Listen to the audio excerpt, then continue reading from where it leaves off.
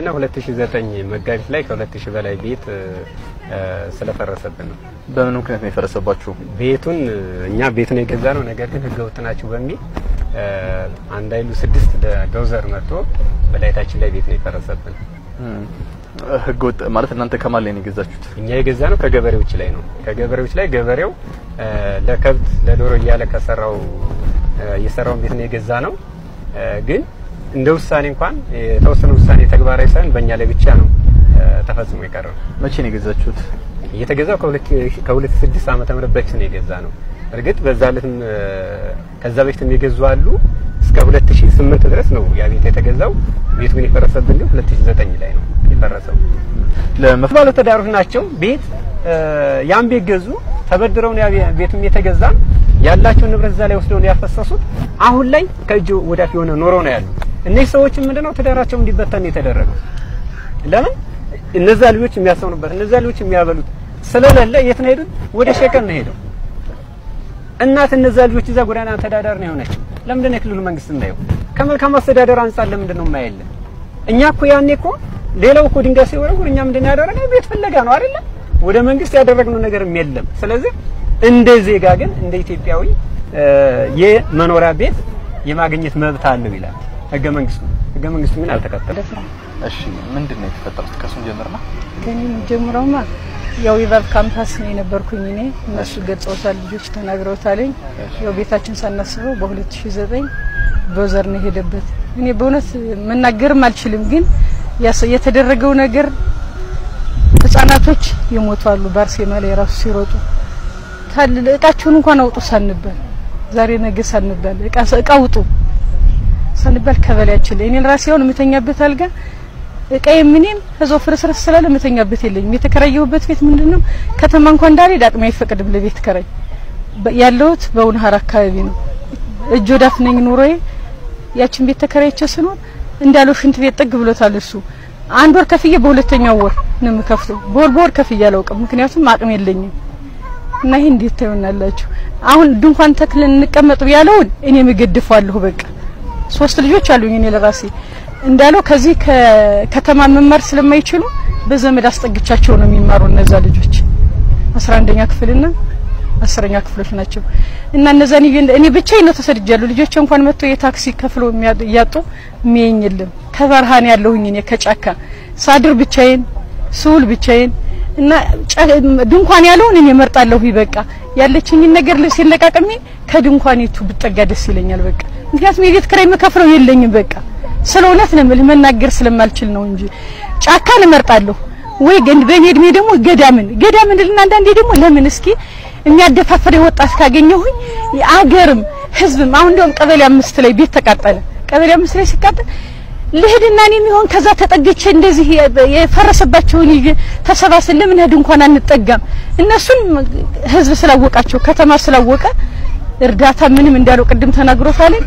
ለለት እንኳን ብርድ ልብስ ለሚበሉት እንኳን እኛ ግን ውስጡ ላይ ቄስ ነው ማን ይድረስልን? በቃ እንኳን ላይ እሪታን በቃ እመርጣለሁኝ እኔ በቃ ካገኘው ወጣትም ሆነ ምን አብሬ በቃ ያንን እመርጣለሁ። በቃ ለማመልከት ሞክራችኋል? ለማመልከትማ ይሄው አቶ አለቤ ተናግሯል። ዛሬ ነገ ጥሩ ነገር ያመጣል እያነሱን ነው የምንጠብቅ። ከዛሬ ነገ ተስፋ አለው ሲሉን በቃ ተስፋ እናደርጋለን። አሁን ግን በዚህ ሳምንት ውስጥ የምናየው ነገር ተስፋ የሚያስቆርጥ ነው። ምንድነው ያለና አማራጭ? አብረን በቃ ከስደተኞች ጋር መሰደድ፣ አስፋልት ላይ መተኛት። በቃ ተማርጋ አመሰግናለሁ። ኢሻና ቢምረው ባላለው እድሉ ስለሰጠኝ አመሰግናለሁ። በይባብ ካምፓስ ፊት ለፊት 8 አመት የኖርኩበት ቤት አለ። ከሚገርም ነገር 8 አመት ነው የኖርኩበት። ያ እኛ ጫካ ጥሰን አይጥና ጉርጥ እየተጫወተብን የገባን ከሚገርም ነገር የዚያን ጊዜ እባቡ ጉርጡ ከእንጀራው ጋርና ከጠላው ጋር ከወጡ ጋር ነበር የምናገኘው። ከሚገርም ያን ጥሰን ሀገር አልምተን ማለት ነው። ያን ጥሰን ሀገር አልምተን ከተቀመጥንበት ተነቀሉ ከመሬት ውጡ ከቤት ተባነ። ለምንድነው ብሎ አቶ ዘሪሁን የሚባል አፍርሷል። እንደርሶና ደርሶ መጣ ጥያቄ ማሰጠን። ለምንድነው አቶ ዘሪሁን አናግረን እንጂ ለምንድነው ማታናግረን? ሐሳባችን ተረዳን እኮ እኛ እኮ ሰው ነን፣ አውሬ እኮ አይደለንም። የዱር አውሬ እንኳን ጫካ ተፍቶላታል። አትንኳት እየተባለ የዱርዳ እንዴት የሰው ልጅ እንዴት ይጨፈጨፋል? እንዴት ኧረ በጋ አምላክ አዳምጠን ስንለው የዚያኔን ያናጋይ ለምን አናገርከኝ አልክ ተባልኩኝና የዚያን ጊዜ ቤቱን ባፈረሰው ዕለት ማለት ነው ሳምንት ሙሉ ማለት ነው ሳምንት ሙሉ ዳሪ ተኝተን እንጀራ እንኳን አላየንም። ጥሬ እየቆላን እየበላን አቅም የለንማ። የቀን ሰራተኛ ነን። እኔ አሁን ስትሮ ነው የምሰራ። ከሚገርም ነገር ስትሮ ነው የሚሰራ አቅም ስለሌለኝ ያችን ጥሬ እየቆላን እየበላና ሳምንት ሙሉ ሌሊቱን ሙሉ ከሜዳው ከተኛንበት ላይ አቤትማ እያፈኑ እያወጡ እያሰሩ እየደበደቡ ከሜዳው ላይ እንደተኛና በቃ ሌሊቱን ሙሉ ይመጣሉ። ባርተር ይመጣል፣ ያበሩብናል። መቼ ነው የሚገሉን እያልን እግዚአብሔር ይመስገን አልተገደልንም። ለምን አናግረኛል ከተብዬ በፈረሰ ቆርቆሮ ሳነሳ 8 ፖሊስ መጥቶ አነቀኝ። በቃ አንድ የቋሪት ልጅ ነው፣ አብሬ የተማርኩት ልጅ ነው፣ አውቀዋለሁ። ልጁን ራሱ ዙሪያ ወረዳ ላይ የሚሰራ ታነኩኝ፣ ተደበደው በከዘራ ጉረሮዬን አንቀው በፖሊስ በመኪና ጫኑኝ። ና ግባ ተባል፣ ተደበደው ከርኩ። ከጣቢያ አልገባሁም። ወዲያው ጣቢያ እንደገባሁኝ በቃ ታሰርኩኝ፣ ተደበደው ቆለጤን ሁሉ እያሹ ከሚገርም ነገር ማለት ነው። ቆለጤን ሁሉ እያሹ ማለት ነው። ለምንድን ነው እንደዚህ ያልከና?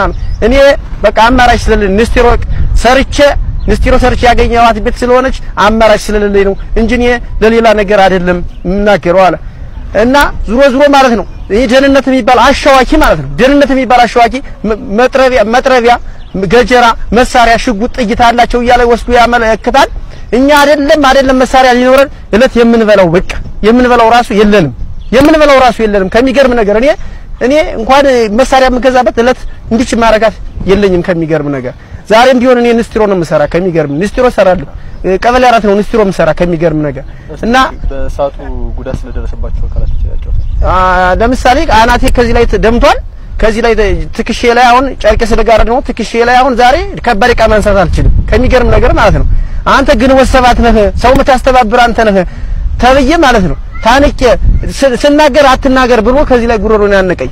ከዚህ ላይ ደግሞ ሲደማ ደም ወጣና ለኛ ደም ብርቃችን አይደለም፣ ህይወትም ብርቃችን አይደለም እንኳን ደም አለና እኔን ሲደበድበኝ እንክልችት ደርሶብኛል፣ የበደል ደርሶብኛል፣ የሰብአዊ መብት ጥሰት ደርሶብኛል። ከሚገርም ነገር ዛሬም ቢሆን እኔ አማራጭ የለኝም። ነገ እኛ ወጣቶች አይደለም ምን ደርስላችሁ? ይሄ ሀገር ቢወረር ማን ነው የሚደርስላችሁ? እኛ ወጣቶች እንዴት ወጣት አይታይ ይባላል እና ወጣት አይባል። ይሄ ጓደኛዬ ምሽት ደግሞ ልጁ የዚያን ጊዜ ልጁ ነው በዚያ በጠቡ ምክንያት ሙተዋና አሁን ልጁ አሁን እግዚአብሔር ይመስገን ወልዷል መስር ሁለተኛ ማለት ነው። እነሱም አሁን በረንዳ ላይ ያለ እንደኔ ማለት ነው እንተዋወቃለን።